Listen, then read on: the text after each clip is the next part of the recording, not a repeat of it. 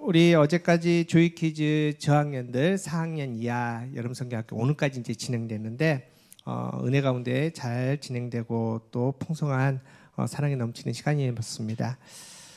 특별히 우리 조이키즈 선생님께 너무나 감사한 것은 이 모든 것들을 우리 선생님들이 기획하고 진행했다는 겁니다.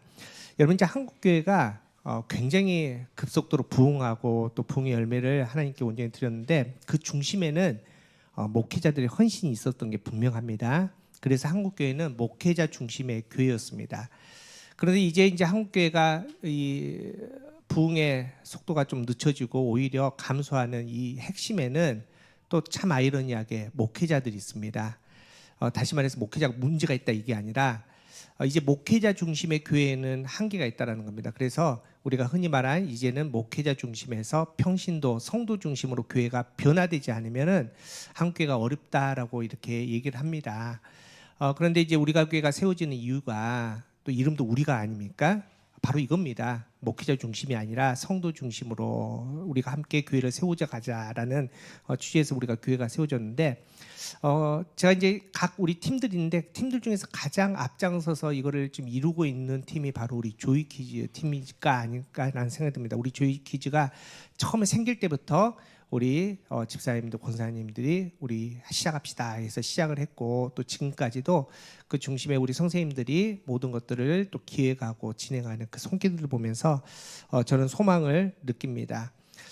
특별히 이제 우리가 교회가 이런 하나님께 주신 이 거룩한 부담감 가운데 정말 하나님께서 원하신 하나님 나라를 이룰 수 있는 교회 되기를 간절히 바랍니다. 또 우리 교회뿐만 아니라 이 교회를 넘어서서 우리 함께 이웃 교회들 또 이웃들과 함께 공존하고 또 함께하는 교회 되기를 원합니다. 그래서 이번 주 토요일 날도 우리 리바이브 50이 있는데 리바이브 50은 어느 한 교회에 소속된 찬양팀이 아니라 여러 교회에서 악기 하시는 분들이 또 싱어들이 모여서 그 50팀을 꾸린 겁니다. 그래서 우리가 교회에서 이제 찬양을 하는데 우리가 교회도 함께 연합해서 정말 하나님을 온전하게 찬양하고 또 함께 온전하게 기도할 수 있는 귀한 시간 되기를 원합니다.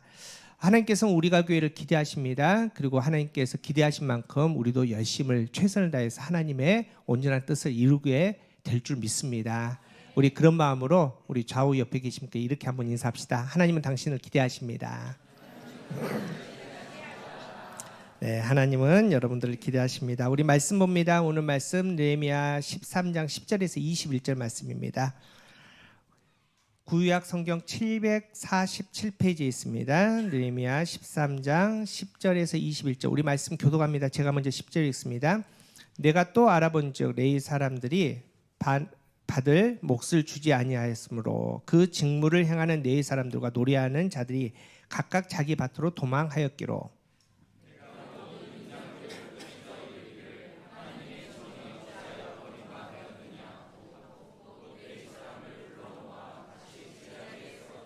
이에 온 유다가 곡식과 새 포도주와 기름의 11조를 가져다가 곡간에 드림으로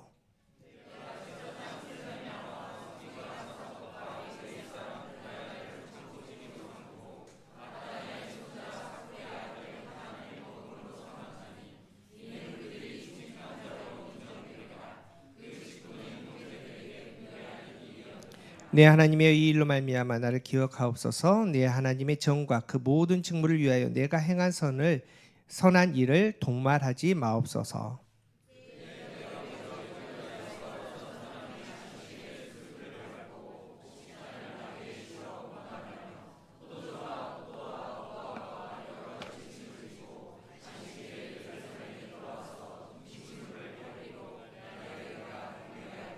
또 두로 사람이 예루살렘에 살며 물고기와 각양 물건을 가져다가 안식일에 예루살렘에서도 유다 자손에게 팔기로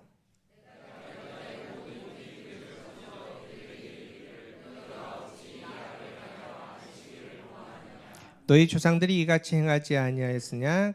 그래서 우리 하나님이 이 모든 재앙을 우리와 이 성읍에 내리신 것이 아니야. 그럼에도 불구하고 너희가 안식일을 범하여 진노가 이스라엘에게 더욱 심하게 임하도록 하는도다 하고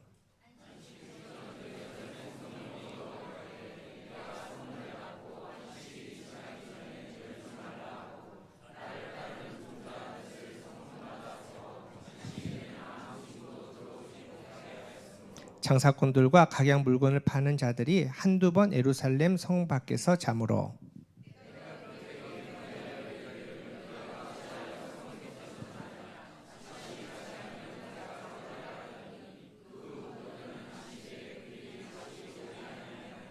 이는 하나님의 말씀입니다. 오늘도 거룩하고 복된 날입니다. 하나님 주신 은혜 가운데 또 하나님의 말씀을 받는 저와 여러분 되기를 간절히 바랍니다.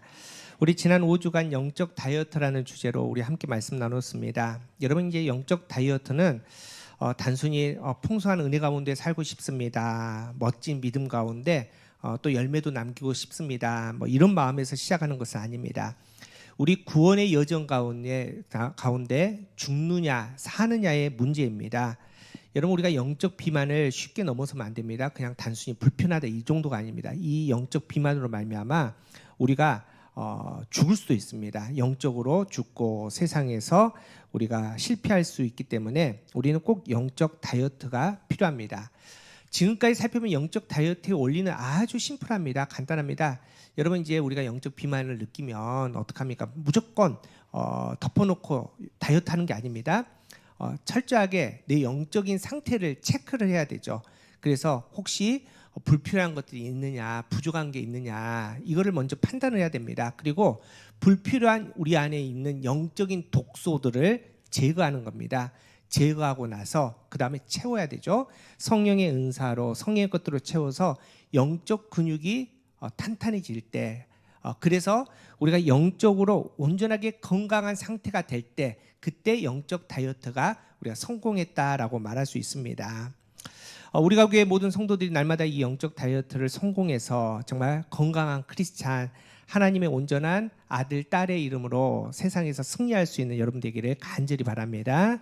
또 뿐만 아니라 영적 근육이 정말 탄탄하게 힘이 생겨서 성령의 전신 갑주를 입고 사단이 어떤 공격을 하든지 간에 담대하게 물리치며 승리할 수 있는 저와 여러분 되기를 간절히 소망합니다.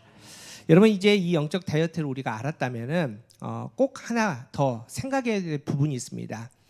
세트가 있는데 다이어트와 요요는 세트입니다. 그래서 우리가 영적 다이어트를 배웠다면은 영적 요요에 대해서도 좀 우리가 고민을 해봐야 됩니다.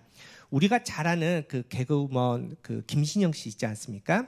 원래 몸무게가 88kg답니다. 그런데 다이어트를 해가지고 무려 44kg를 뺐답니다. 이게 반이죠. 몸무게의 반을 뺐는데 그 몸무게를 유지하려고 13년 동안 무던히도 고생했답니다. 그런데 이제 다시 다이어트를 멈추고 다시 88kg 돌아오는데 고작 걸리는 시간이 6주였답니다.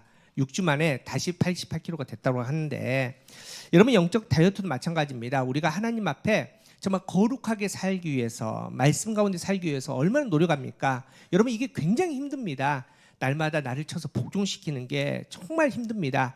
그런데 영적 요요는 아무것도 안 해도 옵니다. 너무나 빨리 옵니다. 쉽게 다시 원래 상태로, 죄의 상태로 돌아간다는 겁니다. 이게 바로 영적 요요입니다. 여러분, 이 영적 요요를 잘 보여주는 장면이 오늘 읽었던 느헤미야 13장의 내용입니다. 우리가 이제 느헤미야서를 알지만은 어떤 내용입니까? 예루살렘 성벽이 완전히 무너졌습니다. 그로 말미암아 느헤미야와 이스라엘 온 백성들이 함께 한 마음으로 그 성벽을 세우는, 재건하는 그 과정을 담는 책이 이 느헤미야서입니다. 여러분, 그 성이 140년 동안 무너져 있었거든요. 그런데 다시 세우기가 쉽겠습니까? 여러 가지 장애물이 있습니다. 아주 기본적인 물질적인 장애물이 있을 거 아닙니까? 여러분, 성을 세우는 겁니다. 예루살렘 성은 길이가 6km가 훨씬 넘습니다. 높이가 3m 되는 성을 쌓아야 됩니다. 얼마나 많은 물자들이 필요하겠습니까? 또 돌도 필요하고 나무도 필요하고, 또 그것들을 이제 세우려면 사람들이 필요하지 않습니까? 그런데 그 당시 이스라엘 사람들은 다 패배주의자입니다. 우리는 안 돼, 우리는 실패했어. 여러분, 이 사람들을 데리고 성읍을 세우는데 얼마나 힘듭니까? 그 소식을 듣고 주위에 있는 사람들이 방해하는데 산발랏이라는 사람이 방해합니다. 근데 이 사람은 정치력과 군사력을 갖고 있습니다. 또 게셈이라는 사람이 방해하는데 이 사람은 그 지역의 경제권을 잡고 있는 사람입니다. 여러분, 권력과 또 군사력과 경제력을 갖고 있는 사람이 방해를 하면은 이거 뭐 되겠습니까? 되던 일도 안 되죠. 그런데 이런 상황 가운데 이제 성벽을 재건하는데 여러분 140년 동안 무너졌던 성벽이 다시 재건됐는데 걸렸던 시간이 혹시 기억나신 분 있습니까? 단 52일입니다. 여러분 인간이 할 수 있는 건 아닙니다. 이걸 우리가 기적이라고 말합니다. 하나님의 손으로 하셨다는 겁니다. 하나님의 능력으로 이루셨다는 겁니다. 여러분 하나님은 이루십니다. 세상이 얼만큼 하나님을 공격하고 하나님을 방해해도 하나님이 강하십니다. 하나님이 역사하십니다. 하나님이 계획하시면 이루십니다. 이게 우리 하나님입니다. 하나님이 50일 만에 성벽을 재건합니다. 이건 하나님이 하신 일입니다. 그러면 인간이 해야 될 거 아닙니까? 그 성읍에 그 은혜를 받은 인간들이 이제 하나님 앞에 온전히 나아갑니다. 이제 이스라엘 백성들이 성벽을 재건하고 수문 앞 광장에 다 모입니다. 이유는 남녀노소 모두 모이기 위해서 수문 앞에 모여서 하나님의 말씀을 받습니다. 그 말씀 가운데 회개를 합니다. 또 초막절을 지킴으로써 다시 예배를 세워나갑니다. 여러분 성벽이 세워지고 성이 완성되었다고 그 성이 제 기능을 할 수 있는 건 아닙니다. 그 안에 사람이 살아야 되지 않습니까? 그런데 이스라엘 백성들의 어느 누구도 그 안에 살기를 원치 않았습니다. 왜냐하면 불편했거든요. 아무것도 없거든요. 그냥 성벽만 세워졌기 때문에. 그래서 이 이스라엘 백성들이 결단합니다. 제비를 뽑습니다. 그래서 강제적으로 10분의 1을 예루살렘 성 안으로 이주를 시킵니다. 그래서 예루살렘 성이 성의 기능을 회복할 수 있도록 만들었다는 겁니다. 그렇게 성벽에 봉헌식을 드립니다. 그리고 오늘 읽지는 않았지만 느헤미야 13장 1절 3절 보면은 신명기의 말씀을 통해서 이스라엘 공동체 안에 있어서는 안 될 사람들, 암몬과 모압 사람들을 제거합니다. 우리가 이미 살펴봤지만은 이스라엘 공동체 안에 있는 영적인 독소들을 제거했다는 겁니다. 여러분 이렇게 온전한 모습으로 하나님께 나갑니다. 하나님께 온전히 찬양하며 하나님의 거룩한 나라, 하나님의 자녀들의 삶을 살기 위해서 최선을 다했다는 겁니다. 그렇게 결단하고 그렇게 회복하고 나아갔는데 오늘 본문 보십시오. 다시 다 무너졌습니다.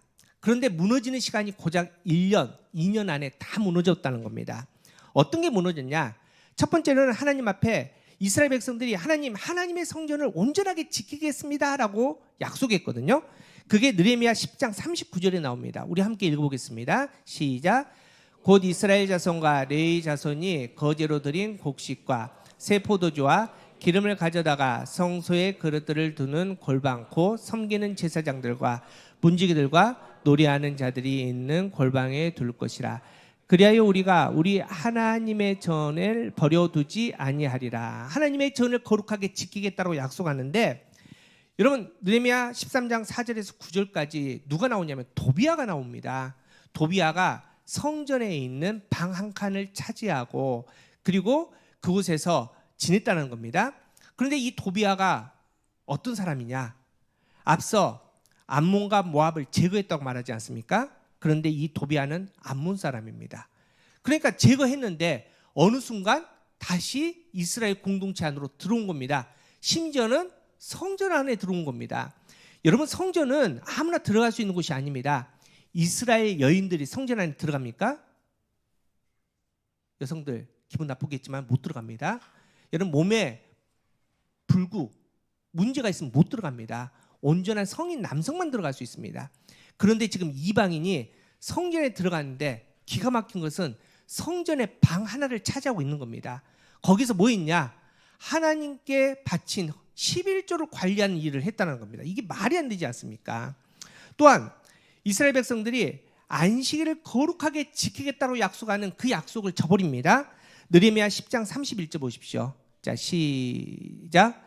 혹시 이 땅 백성이 안식일에 물품이나 온갖 곡물을 가져다가 팔려고 할지라도 우리가 안식일이나 성일에는 그것들에게 사지 않겠고 일곱째 해마다 땅을 쉬게 하고 모든 빚을 탕감하리라 하였고. 여러분 이렇게 약속했는데 오늘 읽은 본문 보십시오. 이스라엘이 안식일에 장사를 합니다. 이방 사람들이 와서 그곳에 장사를 하는데 이스라엘 사람들이 그것을 삽니다. 이런 뿐만 아니라 악을 행했답니다. 하나님께 예배하는 그 시간, 그 장소를 장사의 도구로 삼았다는 겁니다. 얼마나 심각합니까? 또한 세 번째로는 이방인들과 다시는 결혼하지 않겠다는 약속을 깨버립니다. 느헤미야 10장 30절 한번 읽어봅시다. 자, 시작.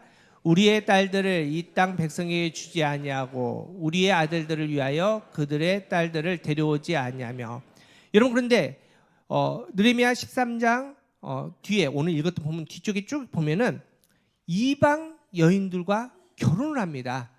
여러분 결혼하면 예가 나오잖아요. 그 예는 이스라엘 예입니다. 왜냐하면 아빠 중심이기 때문에. 그런데 얘는 누가 키우죠? 엄마가 키웁니다. 그러니까 이방 여인 엄마가 이스라엘 아이가 낳았는데 그 아이들에게 이스라엘 유다 말을 가르치지 않는 겁니다. 그리고 이방 말을 가르칩니다.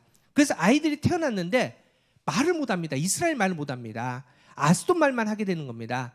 여러분 이런 심각한 문제가 고작 1년 2년 어간에 다 무너집니다. 느헤미야 1장에 다시 처음에 예루살렘 성벽이 무너진 그 상태로 다시 돌아갑니다. 여전히 예루살렘 성벽은 세워져 있으나 그 안에 영적인 것들은 다 무너져버린 우리가 말하는 영적 요요의 상태를 지금 경험하게 됩니다. 여러분 이 이스라엘 백성들이 하나님 앞에 예루살렘 성벽을 세워놓고 하나님께 약속했던 것들이 진심이 아니었을까요? 아니요, 그들은 진짜였거든요. 여러분 그 이스라엘 백성들이 그 당시 하나님께 약속했던 당시에 그 마음을 느헤미야 10장 29절에 정확하게 기록되어 있는데 우리 세 번역으로 한번 읽어봅시다. 자, 시작. 귀족 지도자들과 함께 하나님의 종 모세가 전하여 준 하나님의 율법을 따르기로 하고 우리 주 하나님의 모든 계명과 규례와 율례와 복종하기로 하였으며 그것을 어기며 저주를 받아도 좋다고 다음과 같이 맹세하였다. 여러분 지금 뭡니까? 하나님 약속하겠습니다. 하나님 우리에게 이런 기적을 보여주시되 이런 은혜를 주셨는데 하나님이 이 은혜 앞에서 내가 제대로 살겠습니다. 하나님의 아들 딸답게 살겠습니다. 만일 이 약속을 어기면 뭘 받겠다? 저주 받겠습니다. 죽어도 좋습니다. 여러분 우리가 싸울 때 배수진 친다고 하지 않습니까? 영적 배수진을 치고 하나님 절대로 이 약속을 어기지 않겠습니다. 말씀을 지키겠습니다. 여러분 진심이었습니다. 그런데 그 진심이 1년도 지나지 않아서 다 무너졌다는 겁니다. 복이 아닌 저주로 다 바뀌었다는 겁니다. 여러분 이렇게 목숨까지 걸고 결단했는데 어떻게 쉽게 옛사람으로 돌아갑니까? 왜 쉽게 죄의 자리로 돌아갑니까? 여러분 우리도 마찬가지 아닙니까? 우리가 교회 몇 년을 다녔습니까? 10년, 20년, 더러는 60년 다녔는데 그렇게 직분 받았는데 뭐 양육도 받고 뭐 어떤 사역훈련도 받고 많이 받았는데 아니 왜 다시 돌아갑니까? 다시 죄의 자리로 너무나 쉽게 영적 요요의 상태로 왜 돌아갑니까? 그 이유가 무엇일까요? 이유가 분명히 있다는 겁니다. 첫 번째로는 옛사람의 관성 때문입니다. 이게 뭐냐면 이게 신학적인 용어인데 신학자들이 다시 보니까 옛사람으로 돌아가는 죄로 다시 돌아가는 이 성도들을 보니까 그 안에 옛사람의 관성이 있다라고 얘기를 합니다. 여러분 이 말이 뭐냐? 우리 안에 우리가 회심했습니다. 하나님을 믿습니다. 그리고 구원의 확신도 있습니다. 그럼에도 불구하고 우리 안에 여전히 남아있는 잔재하는 죄 때문에 내재하는 죄 때문에 다시 죄의 자리로 회귀하려는 그런 마음의 습성이 여전히 남아있다라는 겁니다. 여러분 이에 대해서 칼빈이 이렇게 얘기를 합니다. 성도 안에는 새 사람이 시작되었지만 육체의 부패는 완전히 제거되지 않았다. 여러분 이것을 우리가 성경에서는 죄의 쓴뿌리라고 표현도 합니다. 어제 우리가 결혼식에 이제 갔다 오면서 어떤 이제 권사님이 그런 얘기를 하더라고요. 땅을 사가지고 이제 농사를 지었는데 이제 이게 좀 땅이 멀리 있다 보니까 매일 못 가고 한 일주일에 한 번, 2주일에 한 번 갔다고 합니다. 그런데 분명히 가가지고 열심히 땀 흘려가지고 잡초를 다 뽑았는데 일주 뒤에, 2주 뒤에 가면은 농작물보다 잡초가 훨씬 더 빨리 자라 있답니다. 그래서 결국은 그 감당이 안 돼서 그 포기하고 나무 심었다라고 얘기를 하는데 여러분 우리가 그렇다는 겁니다. 우리 마음에 분명히 죄의 모습도 있습니다. 낯을 댑니다. 성령의 낯을 대서 성령의 검으로 다 잘라버립니다. 잘라버리고 나서 너무나 깨끗해서 좋아 보이는데 다시 뒤 돌아보면 어느 순간 쑥 죄들이 자라나 있다는 겁니다. 이런 마음입니다. 그래서 웨스트민스터 신앙고백서 13장에는 이렇게 되어 있거든요.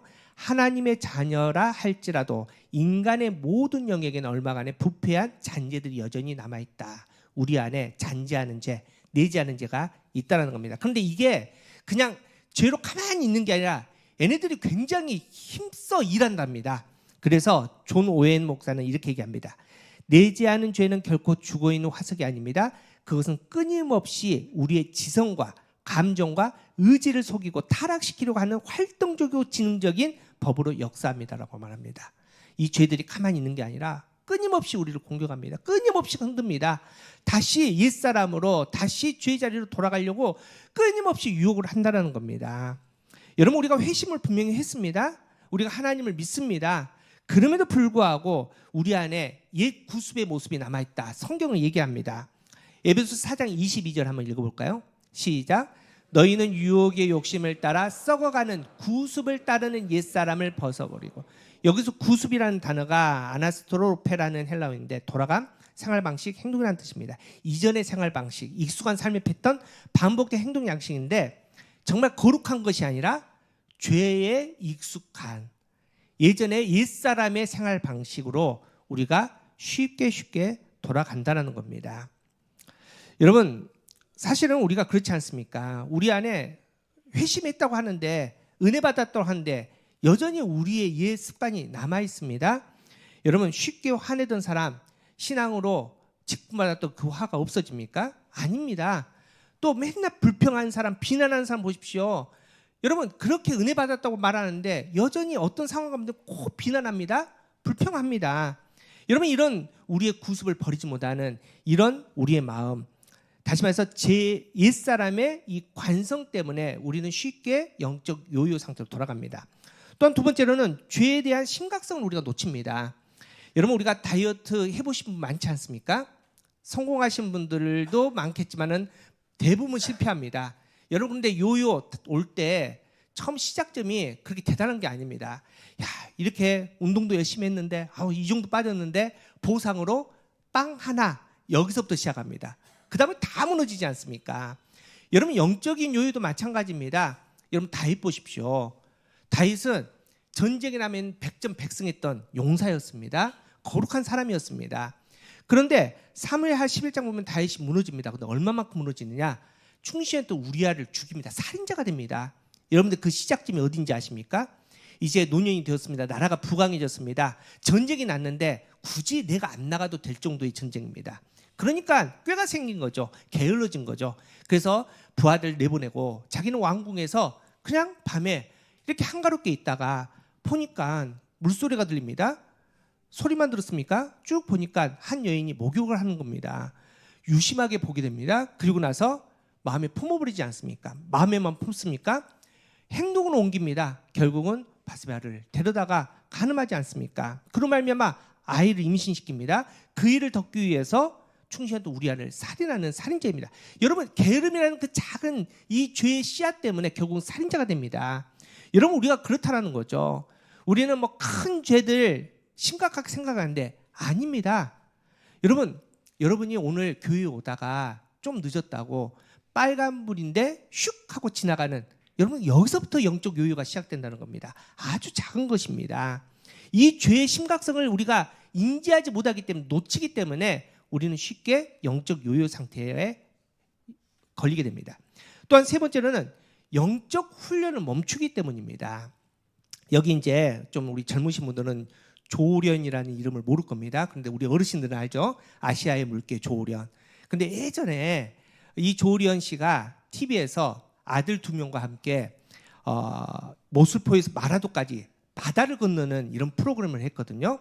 그런데 이 둘째 아들이 수영 선수입니다. 얼마나 수영을 잘하겠습니까? 그런데 이제 문제는 항상 수영장에서만 수영했던 아들인데, 이제 바다에서 훈련하다가 아버지한테 이렇게 질문한 겁니다. 아버지, 우리 수영장에서 이렇게 막 수영하다가 다리에 쥐가 나면은 밖에 나와서 이제 쥐 잡으려면 어떻게 하죠? 뭐 이런 거 하잖아요. 뭐 이런 거 하고 양홍하고 하면 쥐를 잡고 이제 풀리고 나면 다시 수영하면 되는데, 바다에서는 어떡합니까? 바다에서 나올 데가 없는데 바다 한가운데서 다리에 쥐가 나면 어떡합니까? 라고 물어봅니다. 그랬더니 평생 바다에서 수영했던 조리연 씨가 이렇게 얘기합니다. 아들아, 바다에서 다리에 쥐가 나도 멈추면 안 된다. 바다에서는 멈추면 깔아앉는다. 다리가 찢어질듯이 아파도 바다에서는 차고 나가야 된다. 차고 나가다 보면 또 풀린다. 이렇게 얘기합니다. 여러분, 우리 영적인 훈련이 마찬가지입니다. 여러분, 피곤하다고 좀 바쁘다고 멈추는 순간 멈춰있지 않습니다. 밀려갑니다. 깔아앉습니다. 여러분, 그런데 베드로 보십시오. 베드로가 예수님을 바라보면서 다른 사람들은 다 예수님을 배신해도 나만은 배신하지 않겠다고 자신했던 사람인데 겟세마네 동산에서 기도 잠깐 멈췄더니 결국 예수님을 다루기 전에 3번이나 부인하지 않습니까? 여러분, 멈추면은, 신앙은 멈추면은 까다롭습니다. 멈추면 실패하고 밀려나간다는 겁니다. 또한 4번째로는 영적 전쟁이 계속되기 때문입니다. 여러분, 앞서 얘기했지만 우리 안에 있는 죄의 쓴뿌리, 그리고 우리가 말했던 옛사람의 이 관성, 이런 것 때문에 우리가 영적 요요를 맞이합니다. 그런데 이 안에 있는, 우리 내재에 있는 이 안에 있는 죄나 이런 문제들 뿐만이 아니라 여러분, 외적인 공격이 굉장히 심하다는 겁니다. 어떤 공격이 있냐? 성도에게 임하는 3가지 영적인 싸움의 대상이 있습니다. 첫 번째는 육신입니다. 여러분, 이제 우리의 이 육체를 얘기하는 게 아니라 우리가 육신으로 살아가는 모든 환경들을 얘기를 합니다. 예를 들어서 뭐 자녀라든지 돈이라든지 건강이라든지 이런 겁니다. 어떤 젊은 부부가 이제 정말 기도기도 하다가 어렵게 이제 아이를 낳습니다. 이제 아이를 낳고 정말 귀한 아이를 키웁니다. 근데 여러분, 이제 우리 저기 사무실에도 우리 아이 키우는 양육하는 우리 가정들이 있는데 이게 상태들이 안 좋습니다. 이게 힘듭니다. 얘 키우는 게 얘들이 저녁에 막 2시간마다 깨고 우리 오늘 찬양하는 우리 이동곤 집사님도 이렇게 다크서클 내려오고 횡하잖아요. 이게 굉장히 힘듭니다. 그러니까 얘 키우면서 굉장히 힘들다가 이제 어느 정도 얘가 키우면 좀 여유가 생기지 않습니까? 그리고 나서 봤더니 우리가 하나님께 이렇게 큰 은혜를 받았는데 감사하지 못했던 이런 마음이 든 겁니다. 정말 낳을 수 없는 아들을 낳았는데 우리 하나님께 감사하지 못했구나. 그래서 이 부부가 이제 손을 잡고 우리가 어떻게 하면 하나님께 나아갈까 이렇게 하다가 한 가지 결단했답니다. 그럼 우리가 평생 금요철야를 지킵시다. 그 자리를 우리가 놓치지 말고 지킵시다라고 이제 약속하고 이제 기도하고 결단했다고 합니다. 그렇게 해서 이제 금요일이 됐습니다. 근데 금요일 아침에 갑자기 아이가 열이 납니다. 그래서 병원에 가서 해열제 먹였는데 열이 안 떨어집니다. 이제 점점 이제 교회 갈 시간이 다가오는데 열이 더 오릅니다. 그러니까 엄마가, 여집사님이 남편에게 이렇게 얘기한 겁니다. 자기야, 다음 주에도 있는데 얘가 이렇게 아픈데 우리 다음 주부터 하자. 다음 주부터 하나님과 약속을 지키자라고 이렇게 얘기를 했습니다. 남편이 이제 곰곰이 있다가 갑자기 벌떡 일어나더니 아니야, 가자라고 얘기를 했답니다. 근데 이유가 참 기가 막힙니다. 남편이 곰곰이 생각해 보니까 앞으로 많은 일들을 있을 거고 또 하나님 앞에 중요한 결정의 순간들이 있는데 만약 이 순간에 아들이 열난다고 하나님께 약속했던 그 첫 시간을 놓친다면은 사단이 분명히 이 약점을 알고 우리가 앞으로 신앙적으로 뭘 결정할 때, 행동할 때 그 발목을 잡기 위해서 아들을 볼모 잡을 거다라는 생각이 딱 들더랍니다. 어떤 우리가 가정에 나갈 때 아들에게 사고를 주든지 병을 주든지 뭘 하든지 간에 아들을 볼모로 잡아서 우리의 신앙의 발걸음을 방해할 거라는 마음을 들어서 이 아들을 사단에게 볼모로 잡힐 수 없다라는 이 마음이 들어가지고 갑시다. 우리가 가서 기도합시다. 그리고 열이 펄펄 끓는 아들을 안고 교회로 가서 의자에 앉혀놓고 열심히 기도했다고 합니다. 열이 떨어졌을까요? 안 떨어졌을까요? 그런 얘기 하지 맙시다. 그건 좋은 건 아니고 중요한 것은 그 믿음이지 않습니까? 그 결단이지 않습니까? 여러분, 이 영적인 싸움, 육신의 영적인 싸움에서 이겨야 되는데 우리가 실패하는 겁니다. 또한 세상에 공격이 있지 않습니까? 세상이 좋다라고 끊임없이 얘기합니다. 요즘 보십시오. 삼성전자 주식 하나면 된다. SK 하이닉스 하나면 된다. 끊임없이 얘기하지 않습니까? 근데 복음은 그렇게 얘기하지 않습니다. 복음은 하나님이 최고라고 얘기합니다. 여러분, 이 싸움을 여러분 너무 어렵습니다. 이 싸움이 쉽지 않습니다. 여러분, 눈에 보이는 세상과 눈에 보이지 하나님과 이 싸움을 하는데 우리의 믿음이 온전하지가 않습니다. 그래서 쉽게 넘어간다는 겁니다. 또 사단의 공격이 있지 않습니까? 여러분, 우리는 맨날 마귀들과 싸울지라고 하는데 여러분, 사단 되게 무섭습니다. 되게 셉니다. 여러분, 베드로전서 5장 8절 한번 읽어봅시다.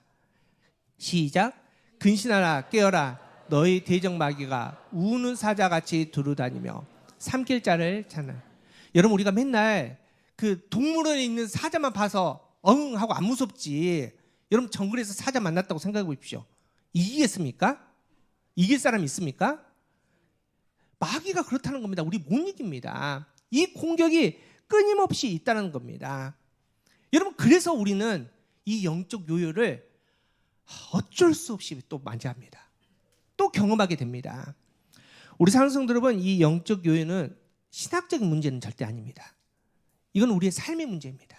매일매일 우리가 고민해야 되고 겪어야 될 문제입니다. 여러분, 이 문제 앞에서 제일 고민하고 제일 아파했던 한 사람이 있습니다. 그 사람이 바로 사도 바울입니다. 여러분, 사도 바울은 예수님을 직접 만났습니다. 다메섹 도상에서 예수님을 직접 만나고 회심한 사람입니다. 여러분, 회심한 다음에 사도 바울이 결단하지 않습니까? 이방인을 위한 사도가 됩니다. 여러분, 목숨 걸고 복음을 전합니다. 단 한 번도 포기하지 않습니다. 단 한 번 물러서지 않습니다. 그랬던 사도 바울이 그의 속사람, 그의 죄에 그 마음을 놓고 고민하고 그리고 고백하는데 어떻게 고백하느냐? 로마서 7장 19절에서 24절 이렇게 얘기합니다. 우리 한번 천천히 한번 읽어봅시다. 시작. 내가 원하는 바 선을 행하지 아니하고 도리어 원하지 않는 바 악을 행하는도다. 만일 내가 원하지 아니하는 그것을 하면 이를 행하는 자는 내가 아니요 내 속에 거하는 죄니라. 그러므로 내가 한 법을 깨달았노라. 곧 선을 행하기를 원하는 나에게 악이 함께 있는 것이로다.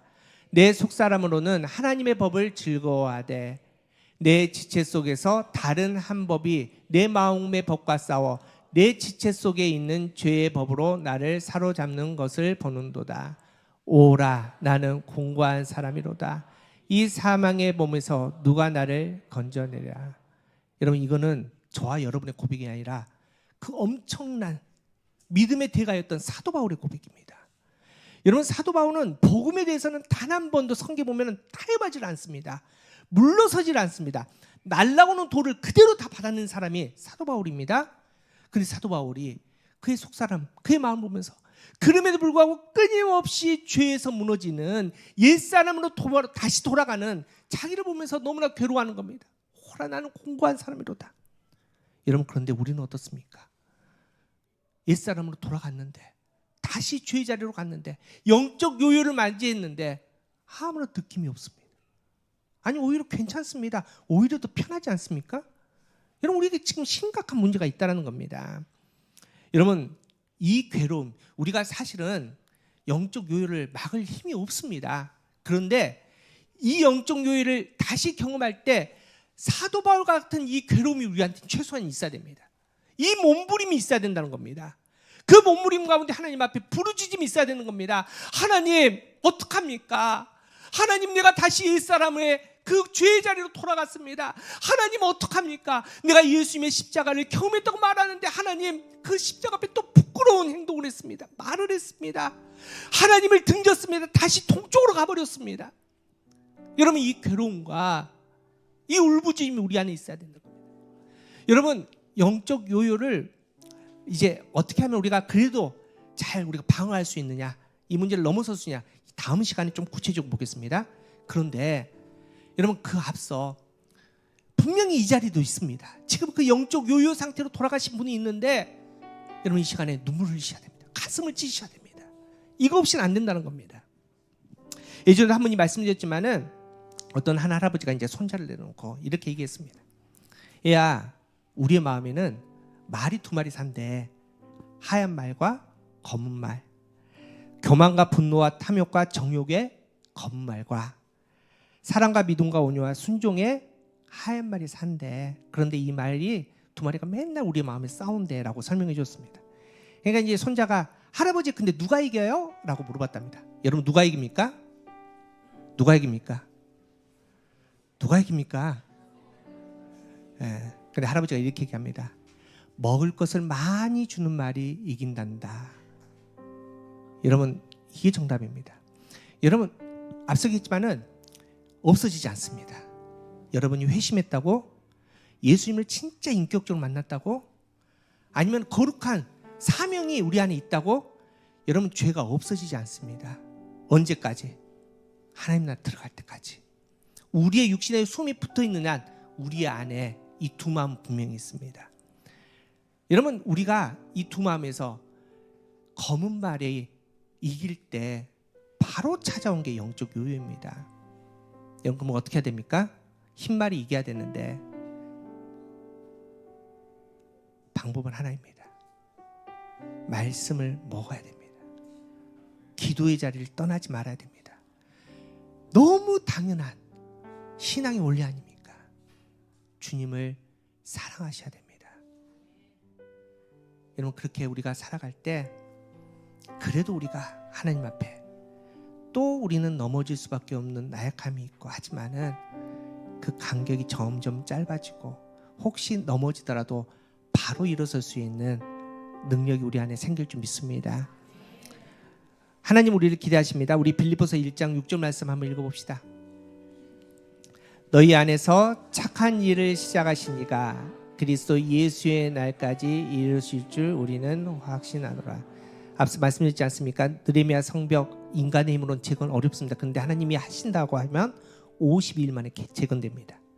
하나님이 이미 우리의 마음 안에 착한 일을 시작하셨답니다.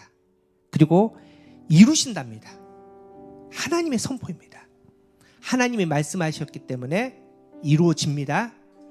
여러분이 그 거룩한 하나님의 뜻을 이루는 사람이 될 줄 믿습니다. 우리 사랑성도 여러분, 영적 싸움입니다. 영적 전쟁입니다. 물러서지 맙시다.